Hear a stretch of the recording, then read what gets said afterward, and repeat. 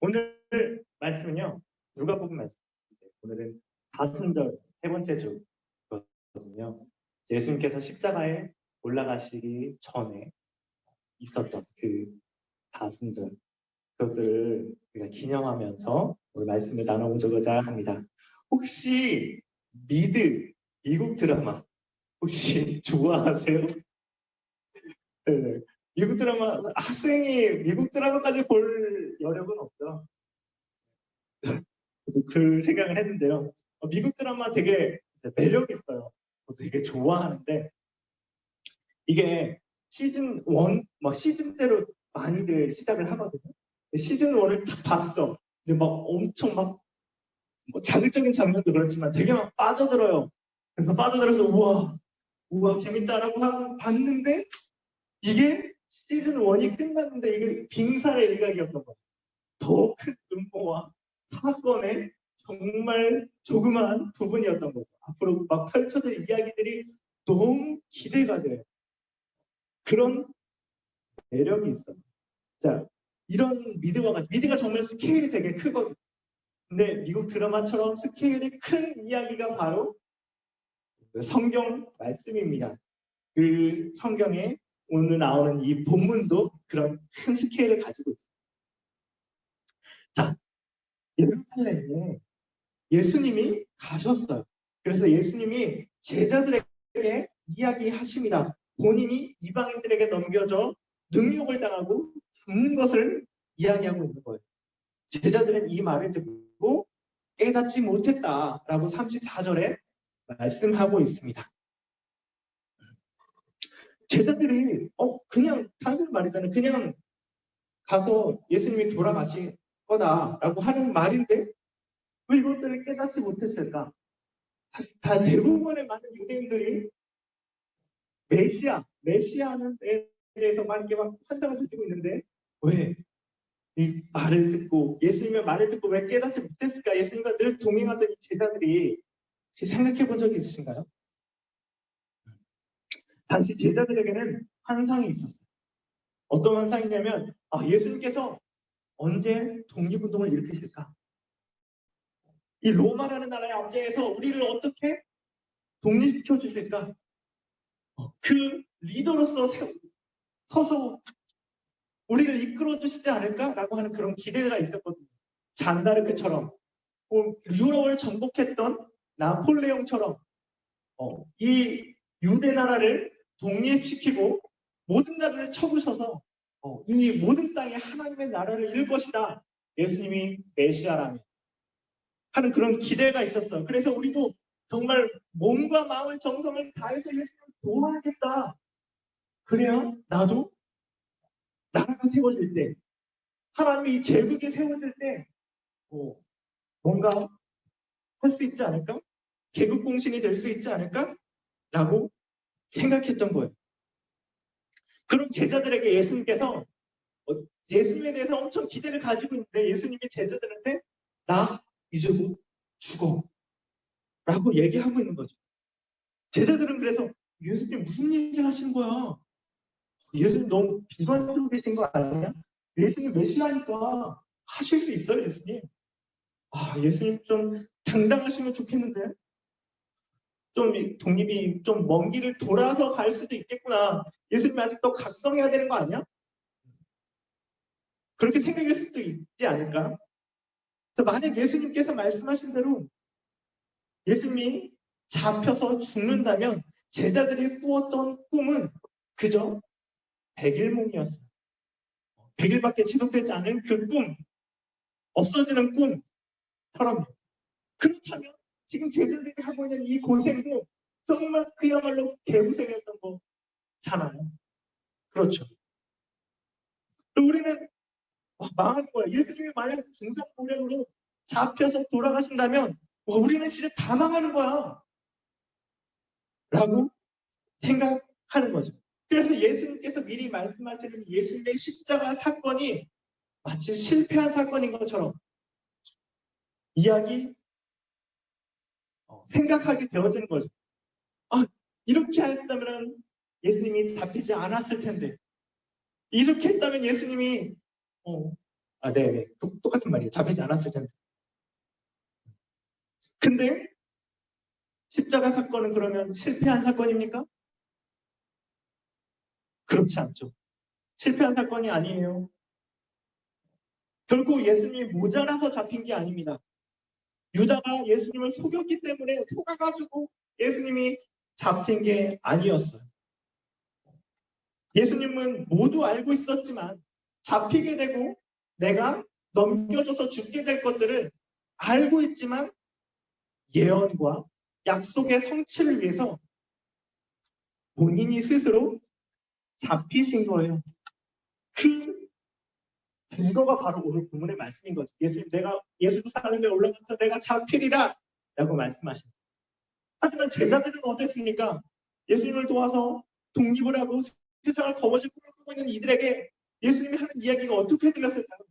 실제로 예수님을 잡으러 왔을 때 베드로가 칼을 꺼내서 막 다른 사람 종을 귀를 자르죠. 그럼 그처럼 막 싸우려고 막 마음을 먹습니다. 하지만 예수님께서 그 귀를 잡고 치유하시면서 이게 아니다. 내가 가는 길은 이게 아니다. 라고 이렇게 말씀하셨죠. 사람은요, 듣고 싶은 것을 위주로 듣는 습성이 있습니다. 자기가 듣고 싶지 않은 정보는요, 차단시키거나 왜곡시켜서 받아들이게 돼요. 제자들도 그랬습니다. 그래서 오늘 말씀에 제자들이 하나도 깨닫지 못했다라고 얘기하고 있는 거예요. 자, 제자들은 예수님께 이런 기대가 있었어요. 그렇다면 우리는 예수님에게 어떤 기대가 있습니까? 나는 예수님께 어떤 원함이 있습니까? 생각해 봅시다. 자, 하나님이신 예수님은요, 우리에게 무엇이든 해 주실 수가 있습니다. 예수님 또한 우리에게 주고 싶어 하세요. 하물며 내 아버지께서 주시지 아니하겠느냐라고 마태복음에 말씀하고 계세요. 그 예수님 앞에 우리는 태블릿도 구할 수 있겠고, 최신 스마트폰을 달라고 기도할 수도 있겠고, 공부를 잘할 수 있는 머리를 달라고도 기도할 수 있겠고, 친구 관계를 잘 할 수 있게 해달라고도 기도할 수 있겠습니다.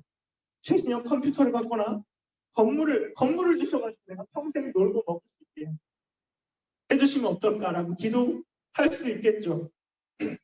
이 모든 기도가 이루어질 수 있습니다. 우리가 하나님의 뜻대로 기도한다면. 이 예수님은요, 십자가의 고통을 앞두고 어떻게 하셨습니까? 난 신이니까 괜찮아. 난 하나도 안 아파. 너희들은 당연히 해야지. 나 하나도 안 아파. 나 신인데 뭐. 막 이렇게 하셨어요? 하고 막 참았어요? 예수님도 두려워하셨어요. 이것은요, 십자가의 고통은 극강의 고통이었어요. 겟세마네 기도를 하시면서 예수님은 할 수 있다면 이 잔을 내게서 옮기시옵소서라고 기도했습니다. 하지만 또 뭐라고 말씀하셨냐면 내 원대로 마옵시고 아버지의 원대로 하옵소서라고 이렇게 말했어요. 그렇다면 도대체 이 아버지의 원이 무엇일까? 아버지의 계획이 무엇일까? 우리가 한번 확인해 봐야 될 것 같아요. 내 원대로 마옵시고 아버지의 원대로 하옵소서라고 고백하신 예수님. 결국 아버지의 원대로, 계획대로 따라가게 되죠. 순종하게 되죠. 이 하나님의 뜻, 예수님께서 순종하시는 하나님의 뜻은 무엇입니까? 하나님은 예수님이 막 고통당하는 것을 보고 좋아하는 그런 세디스트인가요? 그렇지 않죠. 하나님도 예수님의 고통을 보면서 함께 고통스러워 하셨거든요. 그런데도 불구하고 이 십자가의 길을 가야 하는 이유가 무엇일까요? 그것은 바로 여러분 한 사람 한 사람을 향한 하나님의 사랑입니다. 예수님이 또 여러분들 한 사람 한 사람을 향한 예수님의 사랑 때문에 예수님께서 이 일을 하고 하시는 것입니다. 결론입니다. 예수님이 이런 고통을 감내하는 사랑을 우리에게 그럼 주셔야 되는 이유는 뭘까요? 왜 이런 고통을 감내하셔야 됐을까요? 그 이유는 바로 우리가 죄인인 것에 있습니다. 우리가 죄를 가지고 태어나고 알게 모르게 하나님이 기뻐하시지 않는 일들을 많이 하고 있기 때문입니다. 결국 나 때문에 예수님이 십자가를 지셔야 하는 것입니다. 수많은 고초, 희롱과 능욕을 당하고 침뱉음을 당하시며 채찍질을 맞으시며 골고다 언덕으로 무거운 십자가를 지고 가셨습니다. 이게 얼마나 가슴 아픈 일입니까? 나의 죄성이 아니었다면 예수님은 십자가를 지지 않으셔도 됐을 겁니다. 하지만 여기까지가 하나님의 계획의 끝이 아니었습니다. 33절에 보시면요. 그는 3일 만에 살아나리라 라고 말씀하십니다. 아까 예수님의 사건이 피하지 못해 벌어진 일이 아니라고 했습니다. 누군가의 모략 때문에 일어난 일이 아니라고 했습니다. 하나님의 계획 안에 있는 것이라고 얘기했었죠. 예수님의 부활도 그렇습니다. 죽어보니까 살아날 방법이 있었네? 뿅 하고 살아나는 게 아니라 죽고 나서 괜히 죽었다 하고 내가 후회해가지고 살리신 게 아니라 이것은 하나님의 계획이었다. 이 계획은요, 생긴 지 얼마 안 된 그런 계획이 아니에요. 우리 인간이 타락하자마자 창조 바로 직후에 타락하자마자 세워진 하나님의 원대한 빅픽처였던 것입니다. 사랑하는 파워 중고등부 여러분, 여러분의 하나님의 빅픽처 앞에 서 있습니다. 예루살렘으로 가시는 예수님이 제자들에게 설명하신 내용도 바로 이 하나님의 빅픽처였던 것입니다. 제자들은 자신이 원하는 것을 앞을 가려서 이 빅픽처를 깨닫지 못했습니다. 우리는 어떻습니까? 여러분은 어떻습니까? 무엇이 하나님의 빅픽처를 깨닫지 못하게 합니까? 아니면 깨달을 수 있습니까? 이 시간 하나님의 빅픽처를 온전히 받아들이지 못하게 하는 내 모든 욕심을 내려놓고 하나님의 빅픽처를 깨달으며 하나님의 계획대로 예수님을 나의 구주, 나의 하나님으로 믿으며 영원한 생명을 소유하는 모든 중고등부 학생들 되시기를 간절히 기원합니다. 제가 기도하겠습니다.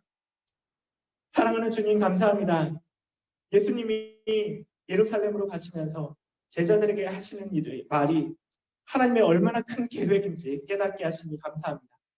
이런 빅픽처를 깨닫지도 못하는 제자들의 모습을 보면서 내 안에 하나님의 계획을 똑바로 알지 못하게 하는 어떤 것들이 있다면 이 시간 버리게 하시고 하나님의 계획을 온전히 받아들이고 순종할 수 있도록 나를 인도해 주십시오. 예수님의 이름으로 기도합니다. 아멘.